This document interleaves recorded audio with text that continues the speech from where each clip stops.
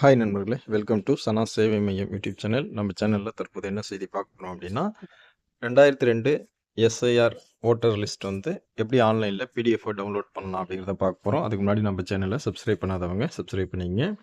Election கமிஷனுடைய இந்த website வந்து open பண்ணிங்க. இந்த வெப்சைட்டில் ஃபஸ்ட்டு ரைட் சைடில் சர்வீசஸ் இருக்கும். அதுக்கு கீழே search your name in last SIR அப்படின்ட்டு இருக்கும்.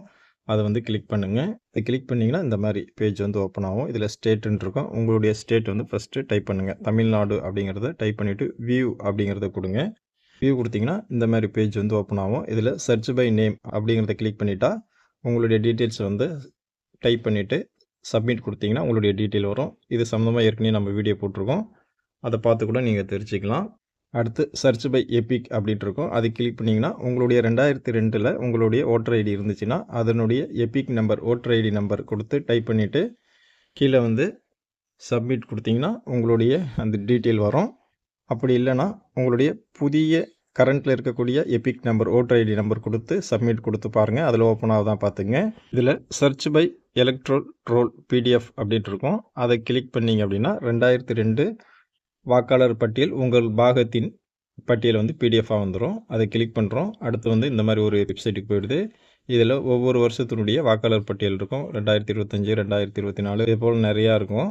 இதில் கடைசியாக தள்ளிக்கிட்டே வந்தீங்கன்னா கடைசியாக வந்து 2002 வாக்காளர் பட்டியல் பிடிஎஃப் மெத்தடில் கொடுத்துருப்பாங்க. கடைசியாக இருக்கிறத நீங்கள் வந்து கிளிக் பண்ணிங்க. கிளிக் பண்ணிங்கன்னா இந்த மாதிரி மெத்தட் ஓப்பன் ஆகும். இதில் ஃபஸ்ட்டில் வந்து உங்களுடைய மாவட்டத்தை வந்து செலக்ட் பண்ணுங்கள்.